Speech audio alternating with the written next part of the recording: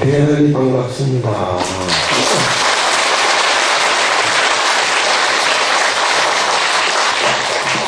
금강경 시작한 지 지금 한참 됐는데 이제 지금 32분 중에 14분에 지금 초입에 들어가고 있는데, 지난번 법회 때 수보리가 부처님의 법문을 듣고 말씀하시기를, 만약 저희들 살아있는 세상에서는 부처님께 좋은 법문을 듣고 했기 때문에 깨달음을 얻어서, 즉 반야라고 하는 지혜를 얻어서 편안하게 행복하게 잘 살 수 있지만은, 만약 당내에 우리가 죽고 난 후에 한 500년 후에 중생들도 지금 얘기를 들어보니까 이 금강반야바라밀경을 듣고 또 이것을 잘 받아가져가지고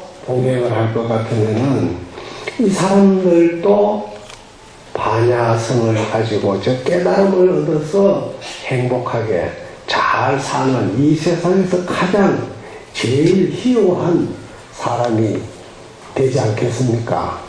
하면서 수보리가 부처님께 얘기를 합니다. 오늘 또 이어서 그렇게 되는 이유는, 부처님 당시가 아닌 500년 후에 세상에 가서 많은 사람들이 금강반야바라밀경을 수지독송해도 현재 부처님 당시에와 조금 더 다름없이 반야성 깨달음을 얻어가는 데는 부족함이 없다. 그 이유는 오늘 이제 설명이 되는 겁니다. 수보리가 지금 얘기를 하고 있습니다. 본문을 함께 따라 읽고 해석을 하도록 하겠습니다. 왜냐하면 이런 사람은 아상이 없으며, 그 다음에 거기에 빠졌습니다. 인상도 없으며 중생상이 없으며 수자상이 없기 때문입니다. 이 말은 뭐냐 하면, 부처님 당시가 아니라도 오늘날 우리가 지금 말하고 있는 오늘의 이 말세라 하더라도 부처님 당시처럼 똑같이 금강경을 듣고 이것을 수지 봉행한다면, 그 사람의 마음에 아상, 인상, 중생상, 수자상이라는 이 네 가지 상이 없다면 그때나 지금이나 깨달음을 얻어가는 데는 조금 더 차이가 없습니다. 이래요. 그걸 지금 이 수보리가 부처님에게 얘기를 하고 있는 거예요. 당신의 그 말씀을 전하는 이유는 후세 중생의 편에서 얘기를 하는 거예요.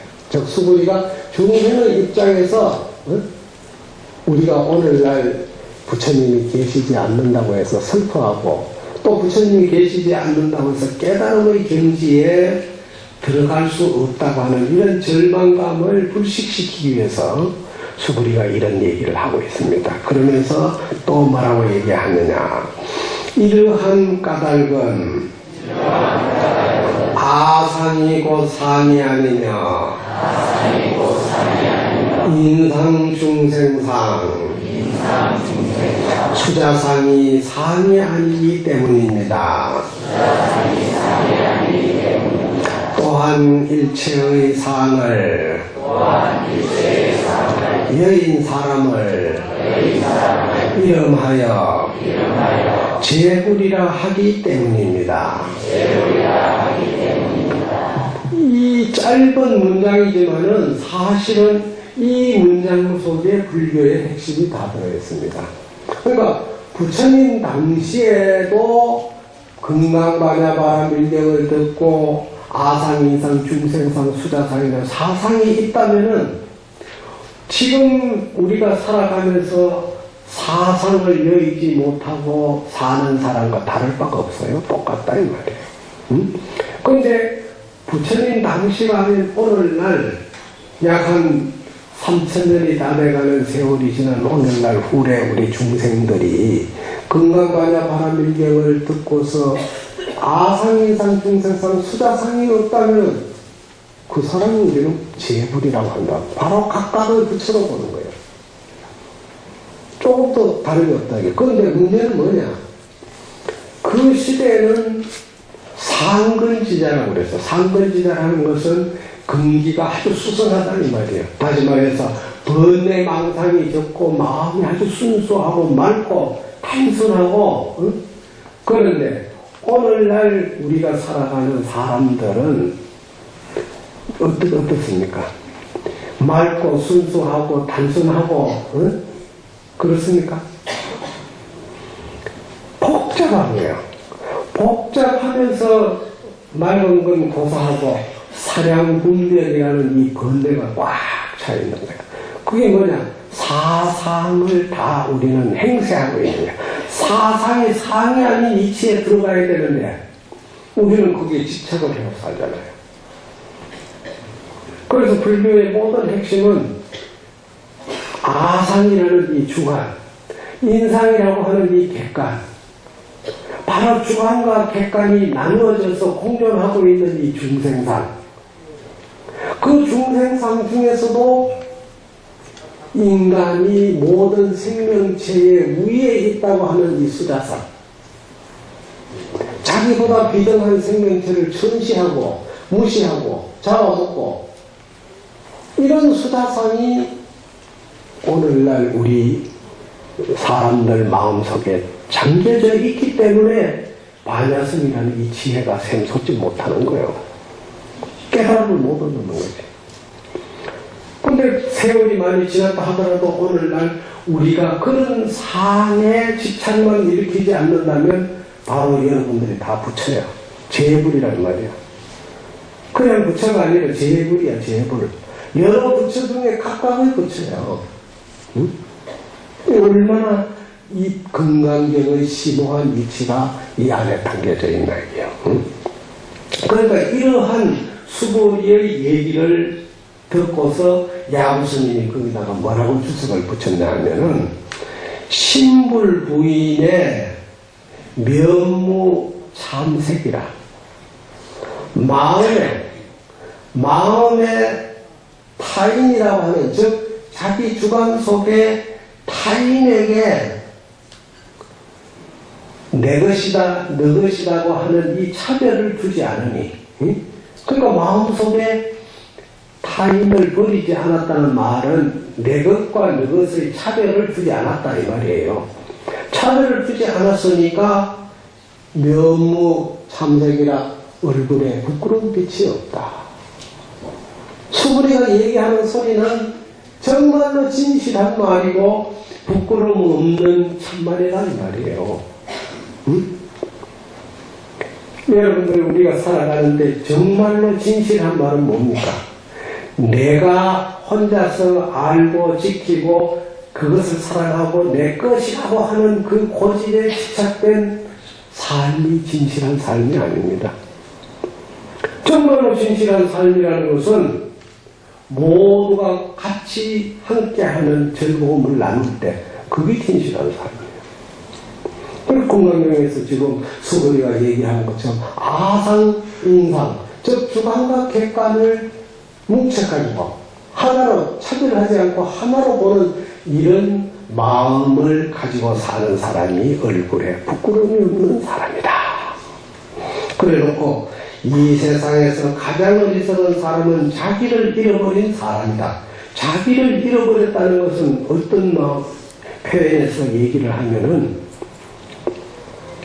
내 것이 없다고 주장하는 사람하고 내 것이 있다고 주장하는 사람 가운데에서 정말로 자기를 잃어버린 사람은 뭐냐?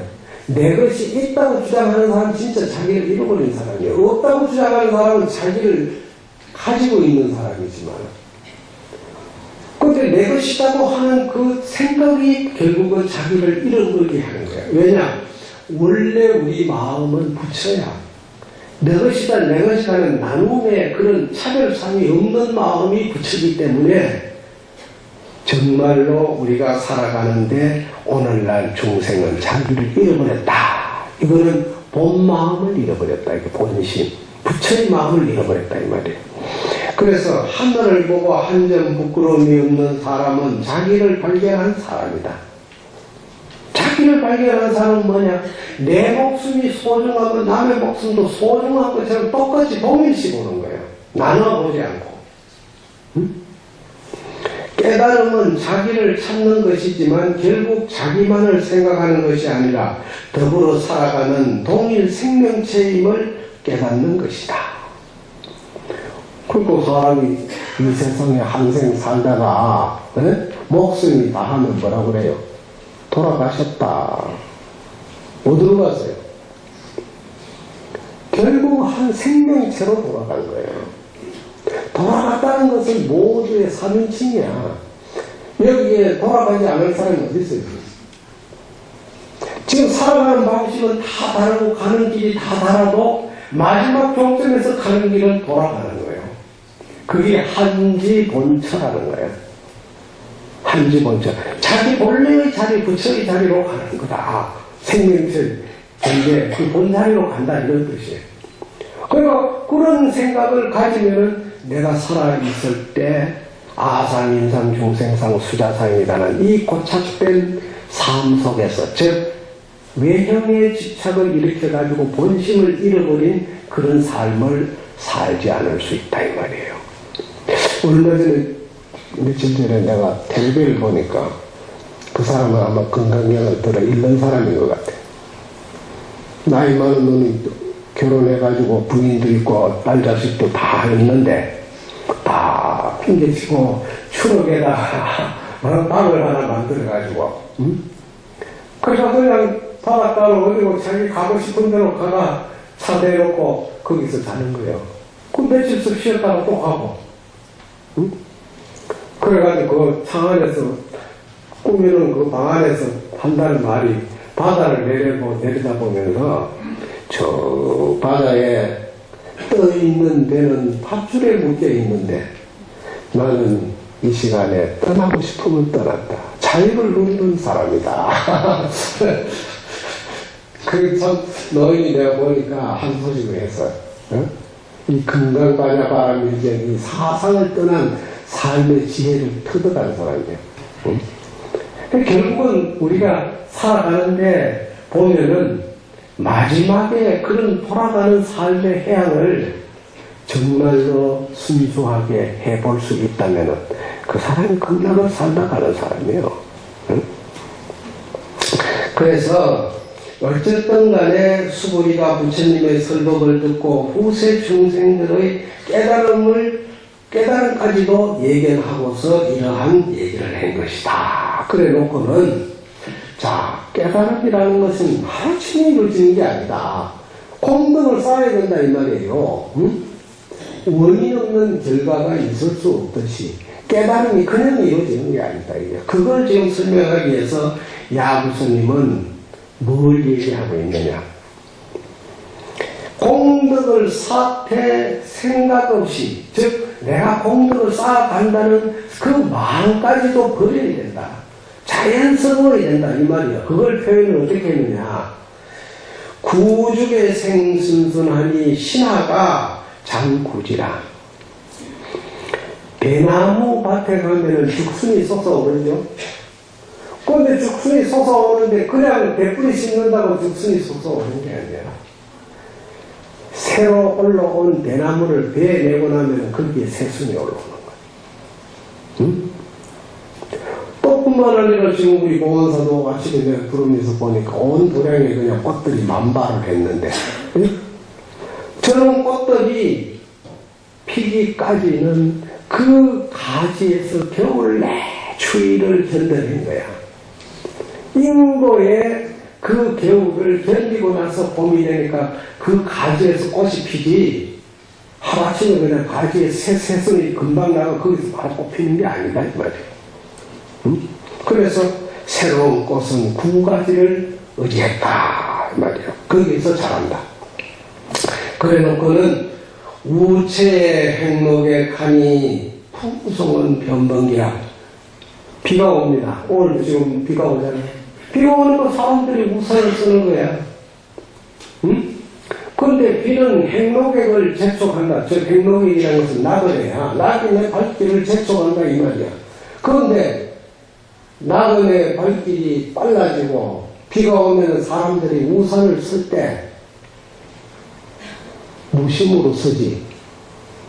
내가 비가 오면 우산을 써야지. 비가 오면 뛰어가야지. 생각을 미리 하고 있다가 하는 사람 누가 있어요? 갑자기 비가 오면 걸음이 빨라지고 갑자기 비가 오면 우산을 받쳐 쓰게 되는 거야. 이게 무심의 경지예요. 이런 마음으로 살아야 된다 이 뜻이 이런 무심으로. 응? 그러면서 하는 말이 풍성은 변변기야. 저 넓은 바다에 떠있는 돛담배는 바람을 타고 가는 거야. 그런데 그 바람 부는 바람이 내가 저 돛담배를 저 멀리 불어서 보내야 되겠다는 마음으로 바람이 부는 거 봤어요? 무심으로 부는 거예요. 그런데 무심으로 또 돛담배는 바람을 타고 가. 우리의 삶이 그렇게 돼요. 그게 반야를 가지고 살아가는 삶이라는 거예요. 그게 바로 아상, 인상, 중생상, 수자상이 없는 삶이다. 이걸 지금 강조하는 거예요. 그래 놓고는 중밀불방의 유수가 하니 대나무 숲이 아무리 빡빡하게 우거져도 비가 쏟아지면 물이 흘러가는데 아무런 장애를 안 받아. 대숲에 물 보인다는 소리 들어봤어요? 뚝을 막아놓으면 물을 보이지만 배는 아무리 빡빡하게 그냥 가지가 솟아올라도 물이 빠져나가는데 아무 장애를 안 줘. 물도 장애를 안 받고 내도 장애를 안 해. 서로 무심으로 하는 거예요. 상고기에는 배움비라. 산이 아무리 제압물이 높다 한들 구름이 다니는데 산고기에 막혀가 구름이 못 넘어가는 거 봤어요? 장애를 안 받는. 이 무심의 삶의 경지를 그렇게 표현한 거예요. 우리가 살아가는 이 반야라는 것은, 지혜라는 것은 바로 그 상이 있는 데서 바로 대나무나 산봉우리나 흘러가는 물이나 부는 바람이나 모든 것이 유한한 상의 모습이지만은 결국은 뭐냐? 무심으로 가야 된다. 무심으로. 그래서 사람이 살아가는 데는 과거가 있고 현재가 있고 미래가 있다. 뿐만 아니라 오늘과 어제와 내일이 연속적으로 이어져 있다. 이러한 반복되는 생활 속에서 소멸되어 없어져 간다 이 말이죠. 소멸되어 가는 것이 육신의 삶이지만 이 육신 속에 영원히 소멸되지 않는 이치와 변화하지만 영원히 변화되지 않는 도리를 깨달아야 된다. 그 도리를 깨닫게 되면은 돌아갈 때 모든 사람은 기뻐해. 모든 사람은 돌아갈 때 대해가지고 애착을 부리지 않는다 이 말이에요. 그런데 우리는 어떻게 됩니까? 돌아갈 때 되면 조금이라도 더 버티기 위해서 의사를 불러가지고 약을 먹고 주사를 놓고 온갖 치료를 다 해가 연장하려고 수도 없이 하지만은 결국은 돌아가는 거예요. 그 이치를 알고 보면은 굳이 꼭 그렇게 과연 해야 되겠나. 나도 아직 그런 경험을 안 해봤기 때문에 모르겠지만 현재 내 생각은 말이야. 그냥 아프면 이 돌아갈 때가 됐는가 보다. 나는 그래서 아직 태어나서 지금 종합병원에 한 번도 안 가봤어. 왜냐? 병원에 가면은 의사가 환자가 왔는데 그냥 안 보낸다고. 병명을 하나씩 주거든. 그럼 그날부터 그런 병명에 사로잡혀가지고 이 평생 이거 살아가면서 편하게 못 사는 거야. 응? 그리고 온갖 거 가서 보면은 실험하잖아요. 응? 그러니까 의료보험 나는 꼬박꼬박 내도 1년에 한두 번 감기로 가서 주사 맞는 거 외에는 진단 안 해요. 사람이 살아가다 보면 어쩔 수 없이 그러나 또 우리 중생의 삶이라는 것은 뭐라 그럴까? 명분과 명예와 또 자기 가문을 지키려면은 본의 아니게 사는 그런 삶들이 있으니까 어쩔 수 없지만은, 그러나 우리가 가능한 한 그런 삶에 너무 집착을 갖지 말아라. 이게 이 금강경의 도리예요. 응? 그래서 이러한 이치를 깨닫게 되려면 무엇보다 나라는 고집이 없어야 된다. 즉 아상. 응? 아상은 만가지 분별상을 일으켜 반하의 눈을 멀게 한다. 그 지혜라는 것은 아상이 있는 사람한테는 지혜가 없어요. 지혜도 분별지라는 게 있어. 분별지. 응? 그 분별지는 자기만이 고집하는 지혜야. 응? 남과 모두가 함께하는 지혜가 아니고 자기만이 고집하는 지혜다 이 말이에요. 응? 그래서 대숲이 아무리 빽빽하다 해도 물이 흐르는데 무슨 장애가 되고, 산이 아무리 높다고 한들 흰구름 떠도는데 무슨 장애가 되겠는가. 변화하는 자연 속에서 변화하지 않는 묘유를 찾게 되면 묵은 대숲에서 새순이 나고 향기로운 꽃들이 필 때마다 나뭇가지가 크는 조화의 미를 터득하게 된다. 우리가 흔히 군자를 표현할 때 사군자라고 해서 매난국중을 그리는데, 매화꽃에 보면 옛날 사람들이 뭐라고 얘기를 하냐면은 매경한고 발청향 이런 말이 있어요. 매경한고, 매화는 아주 싸늘한 그런 고통을 다 견디고 난 뒤에 맑은 향기를 바란다. 그래서 매화꽃이 더 일반 보통 꽃보다는 더 향이 진하다. 이렇게 얘기를 하는 거예요. 그러니까 우리가 살아가는데 이 중생이라고 하는 이 유한한 이 육신을 가지고 무한한 부처의 그 향기를 여기서 바라는 것은 인고의 정신이 없이 갑니다. 즉 중생의 몸에서만이 그런 향기를 바랄 수 있다. 그래서 불교를 상징하는 흐리 연꽃을 상징하는 이유는 왜냐?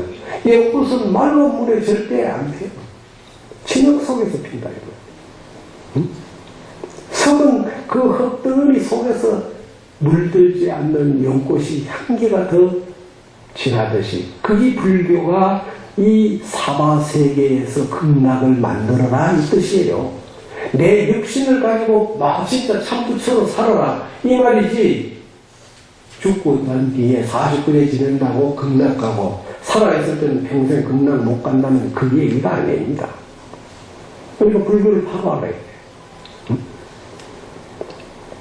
그래서 결국 변화하는 이 자연 속에서도 변화하지 않는 이치는 뭡니까? 지난 봄하고 올 봄하고 다 다르죠. 다 다르잖아. 변하잖아. 그러지만 변하지 않는 건 뭐냐? 역시 봄은 꽃은 피게 있어. 작년 봄에도 꽃이 피었는데 올 봄에도 또 꽃이 피어. 그런데 꽃 핀다고 이게 영원히 갑니까? 때가 되면 지는 거예요. 졌다고 해서 없어지느냐 이 말이에요. 그래서 인간도 자연 생명의 한 부류로 보는 거예요.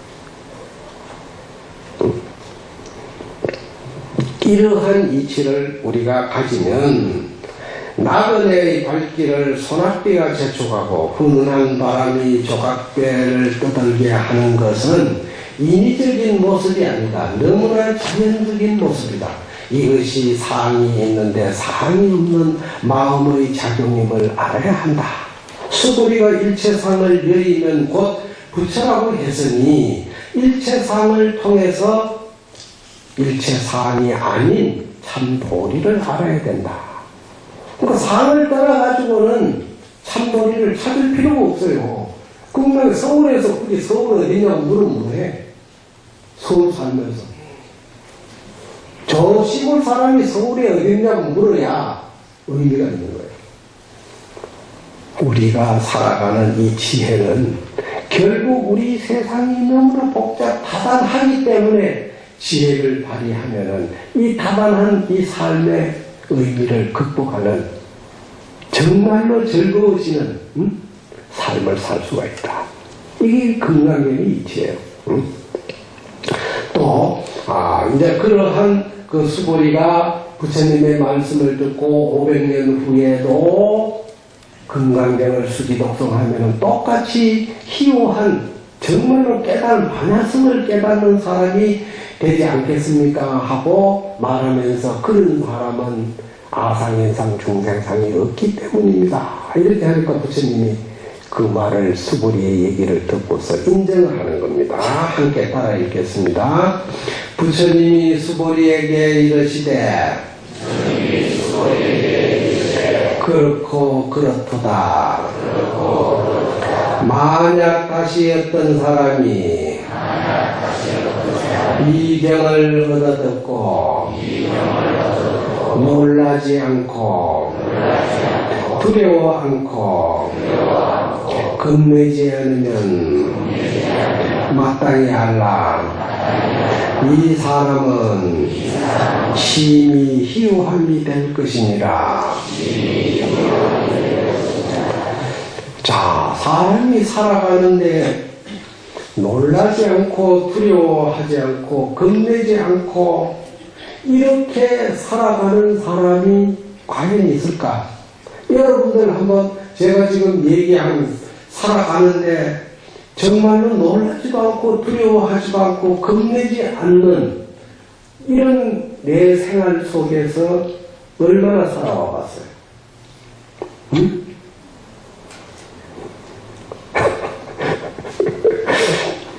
결국은 우리가 말하듯이 놀라지 않고 두려워 않고 겁내지 않는 것은 뭐냐? 상대에게 내가 베풀기만 하고 상대에게 무심으로 대해주고 상대에게 차별을 일으키고 상대에게 나라는 존재를 각인시키지 않으면 놀랄 일도 없고 두려워할 일도 없고 겁낼 일도 없어요. 그래서 저기 서울역 마당에 들어누워가지고 하늘을 쳐다보면서 누워있는 거지들은 놀랄 일도 없고 겁낼 일도 없고 두려워할 일도 없어. 그건 뭐냐? 자기가 가진 게 없으니까 주장할 게 없어. 그러니까 우리는 무언가 가진 것이 있고 내가 주장할 게 있으니까 놀랄 수밖에 없고 겁낼 수밖에 없고 두려워할 수밖에 없는 거예요. 응? 정말로 우리가 살아가는데 과연 물질적인 가치관과 정신적인 이 가치관의 공존하는 삶을 어떻게 조화롭게 이루어가는 삶을 살아야 되느냐. 이게 반야야 지혜예요. 지혜가 없으면 이 조화를 이루기가 어렵습니다. 참 어려워요.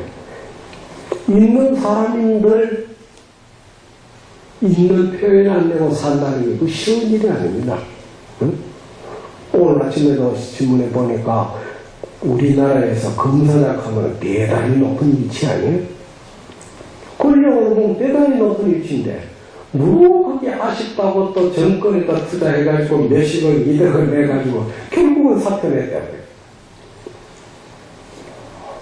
그거는 뭐냐? 결국은 물질적 가치와 정신적 가치의 그 괴리감 속에서 물질적 가치가 인간의 삶이 우선이라고 하는 그 잘못된 지혜, 분별지가 있었기 때문에 그래요. 참지혜가 있으면 그래 안 돼요. 응?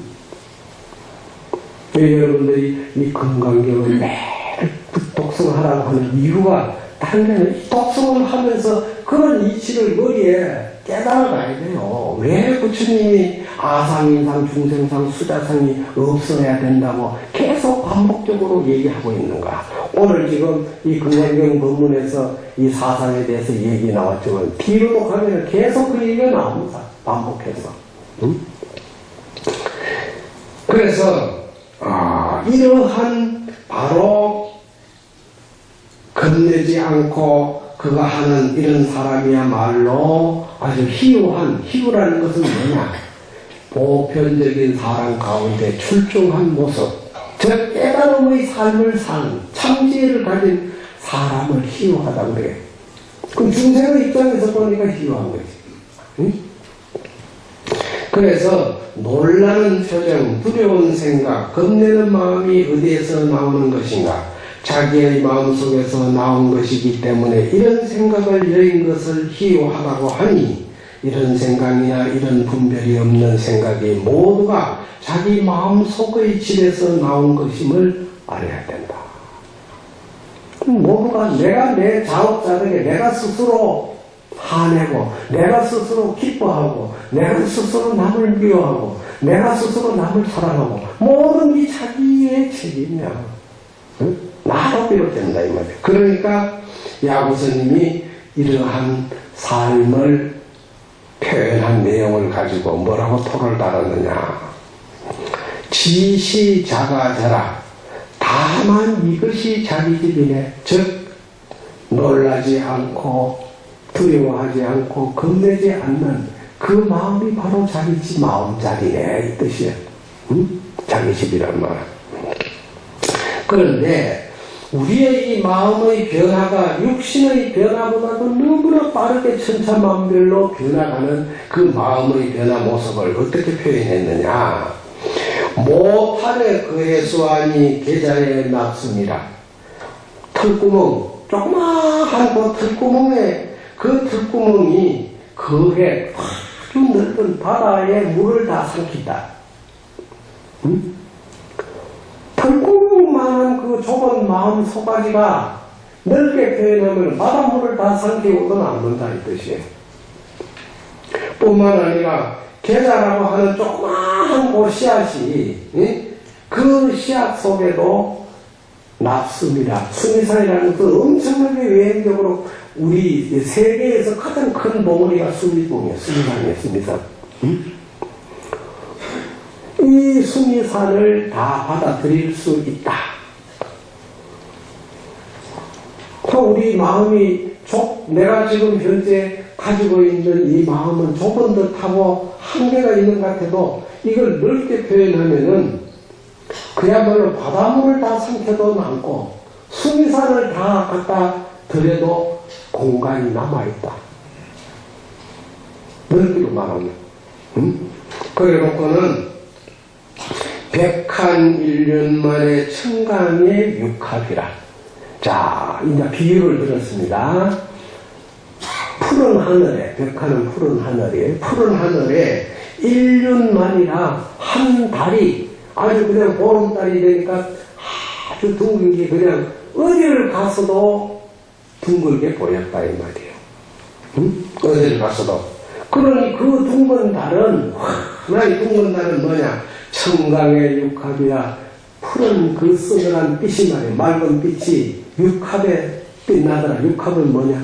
우리 인간 살아가는 동서남북 상하 이래 합쳐서 육합이라고 그래. 인간 세상을 말하는 거예요. 바로 이 온 우주 속에 생명체가 존재하고 있는 공간마다 그 둥근 달빛이 가지 않는 곳이 아무도 없더라. 아무도 없더라. 다 가는 거야. 달이 떠오르면 대한민국 땅에만 비춰주나요? 미국에만 비춰주나요? 이북에만 비춰주나요? 어디를 가도 육합에 그 한광, 청광이 맑은 그 달빛이 그냥 다 빛나게 돼 있다. 그런데 답덕 고향에 전지현하니 객무 남북의 여동서라. 답덕 고향전지라는 것은 뭐냐? 내 발라라고 하는 본분의 자리, 즉 깨달음의 그 지혜의 본분 자리에 답덕은 거기에 마음을 안주해놓고 있다 이 뜻이에요. 응? 그러니까 온이야 편안하다니까. 편안한 온자. 응? 분별에 휩싸이지 않는다 이 말이에요. 그 휩싸이지 않으니 다시 남북과 동서가 없더라. 자, 지금 현재 몇 시고 우리가 12시 다 돼가는데 미국에는 지금 12시요? 알죠? 저 유럽에 가도 또 시간이 다르죠? 그런데 달이 뜬다 이거야. 달이 뜨면은 지금 보름 지났나? 어떻게 됐나 모르 지났지? 보름 지나면 달이 서서히 적어진다 이거야. 그러면 구멍이 되면 뭐 초색깔이 조그맣게 되는 거야. 근데 또 보름 되면 또 속도가 커지는 거야. 근데 이게 달이 커지는 거예요. 지구가 도니까 달빛을 받는 방향이 틀려서 그런 거예요. 달은 101년 만이라고 그랬죠. 온 우주 속에 그 달빛은 그냥 원래 떠가지고 하나의 둥글게 비치고 있는데 보는 각도에 따라서 달빛이 크기도 하고 적기도 하는 거야. 그 우리가 살아가는데 남쪽이니 북쪽이니 동쪽이니 서쪽이니 이 구별을 짓는 것도 우리가 짓는 거야. 언제 남쪽이 나를 남쪽으로 불러달라고 해서 우리가 이름 정했어요? 응? 우리가 정한 거야. 여러분들이 각자가 이름을 다 가지고 있지만 태어날 때 나는 요 이름으로 가지고 났어요? 다 그냥 하나씩 누군가가 그냥 이름 만들어가지고 붙여주놓고는 그 다음부터는 호적에 가서 딱 걸렸다 하면 그 다음부터는 평생 죽을 때까지 그 이름으로 가는 거예요, 그냥. 근데 그러한 이름에 우리는 집착을 가지면서 사는 거예요. 그걸 우리는 명예라고 그래요. 명예. 그러다 살아가면서 그냥 내 이름에 조금이라도 먹칠하고 똥칠하면 그걸 참지를 못해. 네? 난리야. 근데 사실 알고 보면 남이 붙이는 이름인데 정말로 내 이름이 뭐냐 이 말이야. 이름을 붙이기 이전에 본래 붙이라고 하는 이 자리에서 본다면 그건 다 차별사예요. 차별사. 그러니 정말로 답덕 고향에 전지하니 고향의 전지라는 것은 뭐냐? 내 마음, 본래 마음자리. 그 마음자리를 답덕이라는 것은 거기 가서 농사 짓고 내 일생을 살고 있다는 것은 내가 그 바다의 지혜로 내 삶을 살아간다 이 말이에요. 그러니 편안할 수밖에 없다 이거예요. 응? 그런데 그런 사람에게는 남북 동서 갱무 남부 여동서라. 다시 남쪽이니 북쪽이니 동쪽이니 서쪽이니 할 필요가 없더라 이 말이에요. 차별을 일으킬 필요가 없더라 이런 뜻. 그런 사람들에게는. 그러니 이 세상에서 드러난 모습으로 가장 작은 것을 털구멍과 겨자씨를 말한다. 또한 가장 큰 것을 넓은 바다와 수미선을 꼽는다.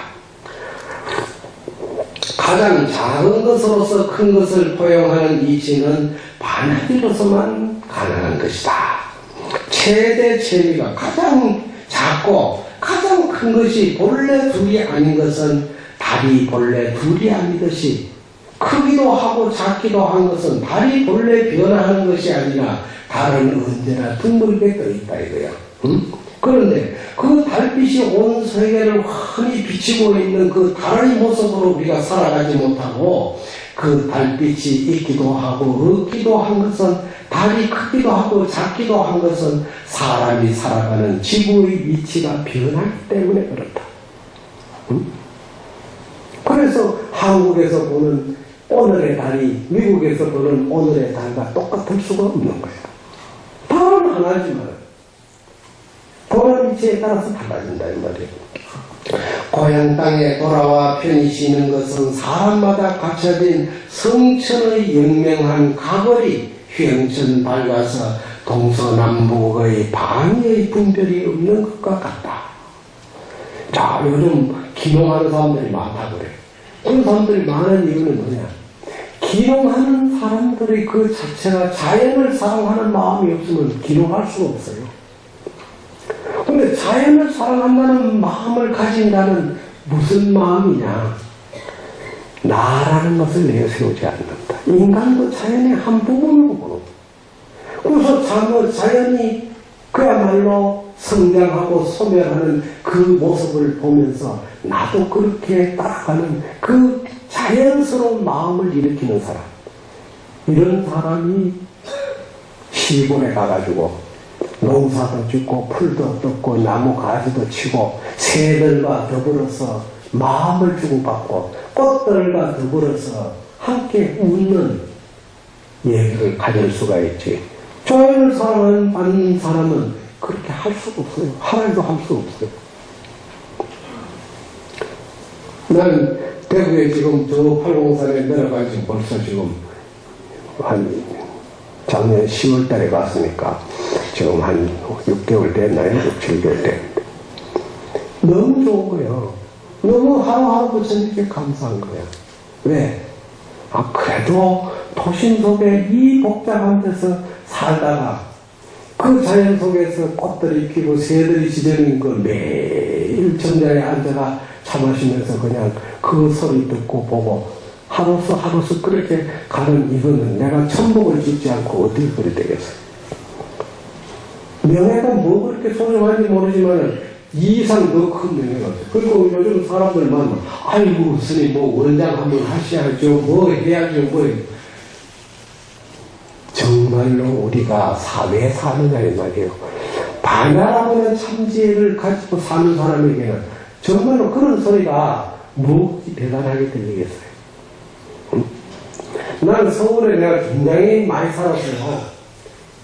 조계사, 공원사, 총무원 왔다 갔다 하면서 사는 게 아마 상당히 되는데 한 번도 서울에 좀 더 살아봐야지 이 생각은 못 해봤어요. 왜? 결국은 인간은 자연으로 가야 돼요. 수행은 결국은 내 힘이 출중하게 뛰어났을 때는 이런 데서 우리가 살아가도 자기 수행이 될 수 있지만 그렇지 못하면은 물들게 돼 있다. 그 여러분들이 풀밭에 이슬이 내릴 때 옷 안 젖으려고 아무리 피해 다녀봐 결국 가다 보면 옷에 그냥 이슬이 그냥 수북하게 젖는 거예요. 살다 보면 그렇게 될 수밖에 없는 거예요. 우리가 살아가는데 자연에 사랑하는 그 마음은 바로 부처의 마음이다. 그게 지혜로운 마음이다. 이거를 우리 이 금강경을 통해서 배워야 한다. 그래서 고향 땅에 편히 쉬는 것은 사람마다 갖춰진 성천. 성천은 뭐냐? 지혜의 성품. 이것이 영명하다. 항상 달이 본래 쪼개지지 않고 둥근 달 그대로 이것이 정말로 영명한 이 각을 깨달음의 달빛이 휘영청 밝아서 사는 사람에게는 동서남북의 차별상을 일으키지 않는 것이다. 이 말이야. 그래 놓고는 또 부처님께서 하신 말씀을 우리가 본문을 한번 따라 읽겠습니다. 왜냐하면 수고리야. 내가 제일 바람이라고 말한 것은 제일 바람일이 아니며 이름이 제일 바람일이라고 할 뿐이니라. 그러니까 부처님이 희요하다. 또 부처님이 지혜로워야 한다는 이런 말씀을 쓰면서 아상인상 중생상이 없어야 된다고 말씀하시면서 이 세상의 모든 형상화되어 있는 이 삶 자체를 부정했느냐? 부정하지 않았어. 바로 이 세상의 상이 아닌 도리를 알아야 된다 이 말이에요. 바람일이지만은 바람일이 아니고 그건 뭐냐? 결국은 이름이 바람일이라는 허물만 바람일이라는 속껍데기에는 바람일이 없고 이름이 바람일이라는 그 자체를 인식해야 된다. 이 불교가 잘못 알게 되면 공사상에 대해서 완전 텅 비은 걸로 생각하는 거예요. 텅 비은 걸로. 그런데 이 우주 속에 수많은 차별 있는 건물이 이 허공 공간 속에 존재하고 있는데 우리는 땅을 보면은 꽉 차고 하늘을 보면 텅 비었다 이래 하잖아요. 그런데 땅과 하늘이 나누어져 있어요, 본래? 존재할 수 있느냐고. 두 개가 같이 존재하는 거예요. 같이 존재하는 이 마음을 우리는 볼 줄 알아야 돼요. 그럼 현실을 부정하는 게 아니라 이 현실의 삶을 그대로 보면서 거기에 집착을 느끼는 일으키지 않는 거예요. 아상인상, 중생상, 수자상이라는 이 네 가지 상의 집착을 일으키지 않는 거예요. 그건 뭐냐? 상은 이름이 상이다. 그렇게 알아야 돼. 그런데 우리는 집착을 가지고 살잖아요.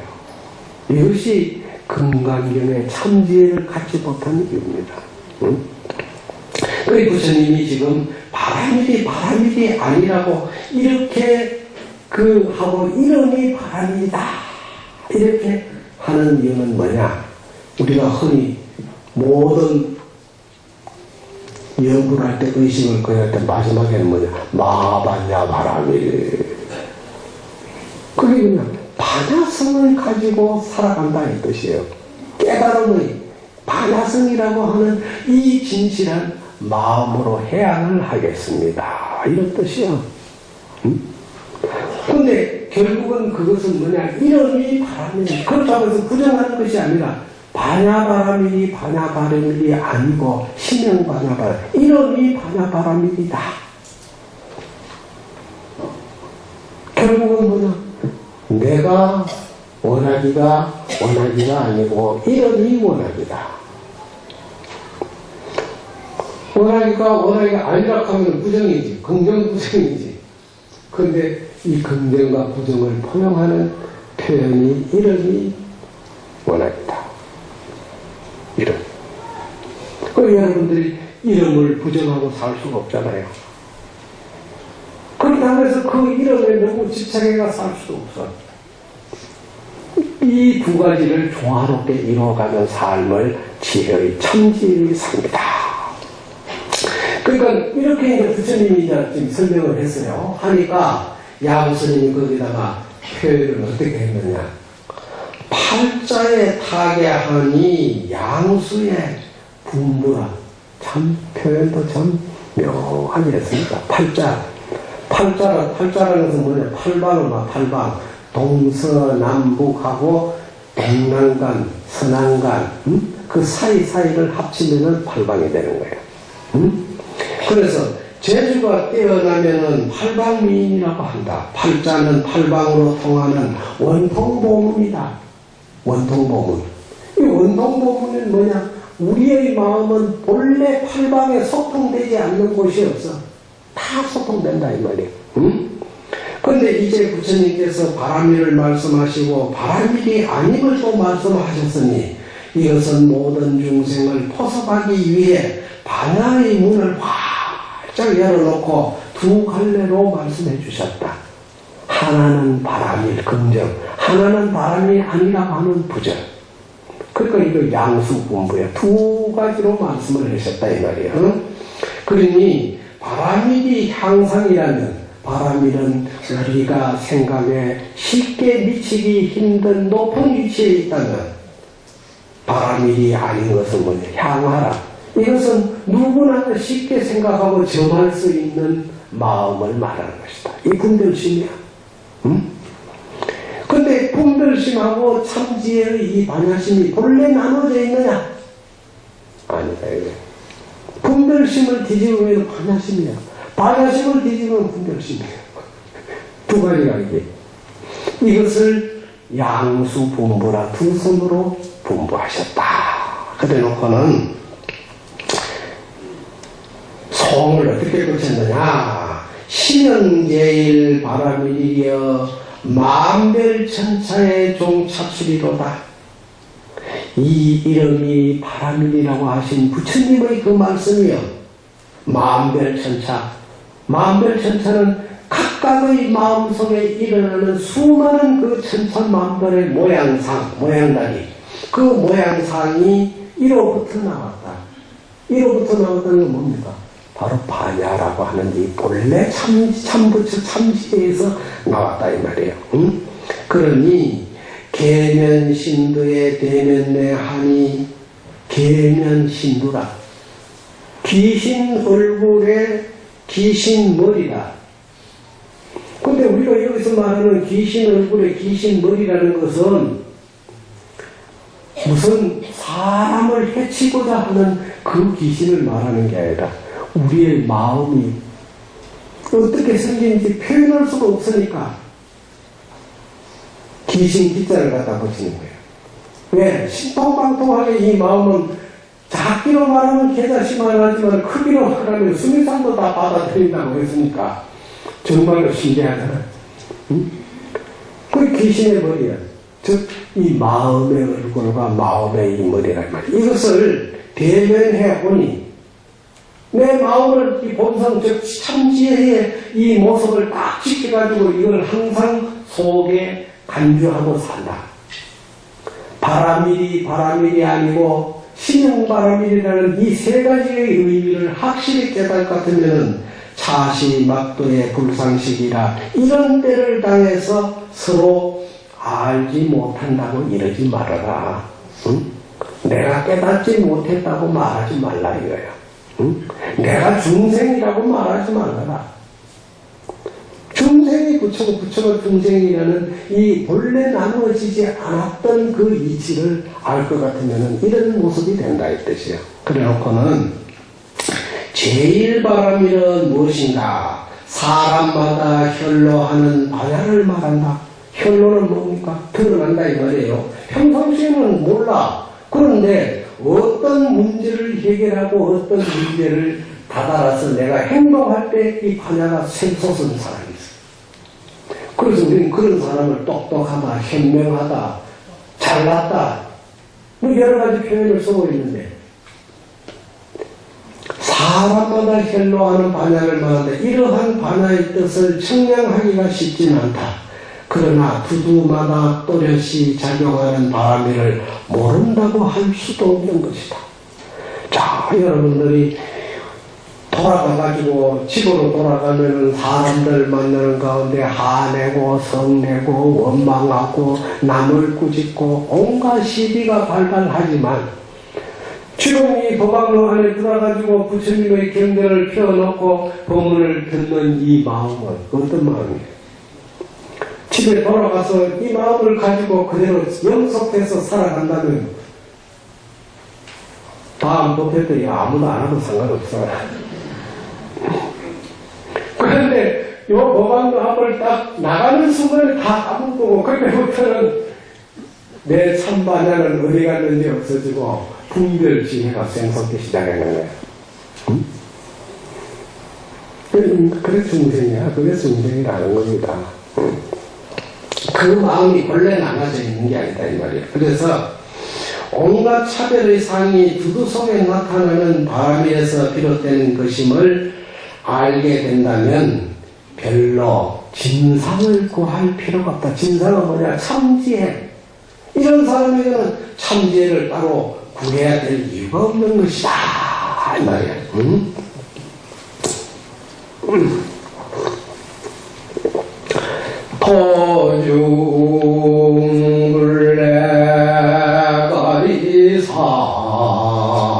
토중불레가리사니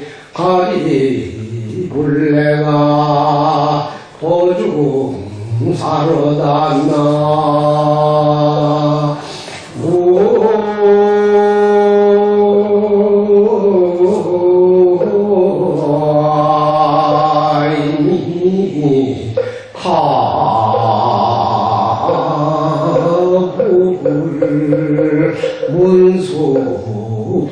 문수보연이 자선무선하니 비록 만면에 소춘풍이로다 나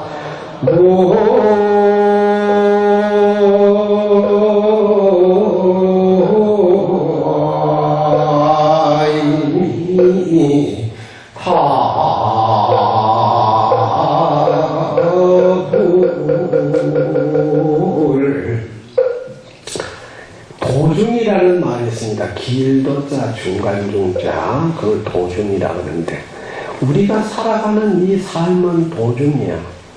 즉 길을 가는 사람은 나그네를 말한다 이 말이에요. 그 사람이 살아가는 걸 나그네에다 비유하는 겁니다. 그래서 옛날 어른들은 견전 속에도 나오지만 상계의 여박이라고 그래. 이 세상에 와서 잠깐 쉬어가는 나그네가 길을 가다가 해가 저물면 쉴 곳을 찾아서 가서 하룻밤 자고 해가 뜨면 또 걸어가듯이 우리가 이 세상에 와가지고 굉장히 오래도록 다양하게 삶을 사는 것 같지만 사실은 나그네가 하룻밤 쉬었다 가는데 불과하다. 그런데 이런 삶 속에서 내 몸부처 이 육신 속에 정말로 참부처의 자리에 안주한 단 하루라도 안주해보고 우리가 살아간다면 이런 사람에게는 어떤 모습일까? 우리가 이 참부처의 자리를 가리사라 그래. 가리사. 집가자, 속리자, 자기 집 속의 일. 또 우리가 나그네처럼 살아가는 이 정치 없는 이 삶을 도중사라 그래. 도중사는 길 가는 나그네의 일이라 이 말이에요. 어디? 응? 근데 가리사, 도중사에서 가리사의 장애를 받지 아니하고 가리사에서 도중사를 장애받지 않는다 이 말이에요. 응? 장애받지 않는 그런 삶을 사는 사람은 뭐냐? 문수보현이 자선우서야. 그런 사람에게는 문수보살과 보현보살이 왼쪽에서 오른쪽에서 받쳐주고 있어. 근데 여러분들이 문수보살과 보현보살을 말할 때 문수는 지혜를 상징하고 즉 반야를 상징하고 보현은 원행, 우리의 실천력을 상징하고 있습니다. 그런데 이 실천력과 반야, 지혜라고 하는 것은 분리될 수가 없는 거야. 즉 보현 행원은 문수라고 하는 이 지혜에서 비롯돼. 그런데 지혜만 있으면 실천력이 없으면 어떻게 돼? 이 두 가지가 있어야 조화가 되는 거야. 그러니까 여러분들이 문수와 보현을 여러분들이 불러서 여러분들의 생활 속에 항상 거느리고 산다 이 말이야. 따로 있는 게 아니라 지혜도 내가 만들어내고 보현, 실천력도 내가 만들어내고 분리되어 있는 게 아니야. 이런 사람에게는 어떤 삶이냐? 비로 만면의 소춘풍이라고 했습니다. 비로는 뭐냐? 본분 자리, 본래 마음부처의 자리. 강명변조하는 그 자리에 가득히 웃음을 지으면서 봄바람, 소춘풍. 봄 되면은 바람이 불면은 사람이 미소가 나오지 않아도 미소가 나와요. 매서운 겨울바람은 사람이 움츠러들고 그냥 인상이 서지고 어그러드는데 봄바람은 불면 불수록 사람이 여유가 생기고 숨이 터지고 즐거워지는 거예요. 바로 문수보현을 내가 스스로 만들어내서 살아가는 사람에게는 항상 그 사람은 봄바람에 미소 짓는 모습으로 산다. 이게 오늘 본문을 마치고 다음에는 부처님께서 가도 인행시에 이 아상인상 중생상 수다상을 없애려면 어떠한 인욕이 필요하다는 것을 말씀드리면서 오늘 본문을 여기서 마치겠습니다.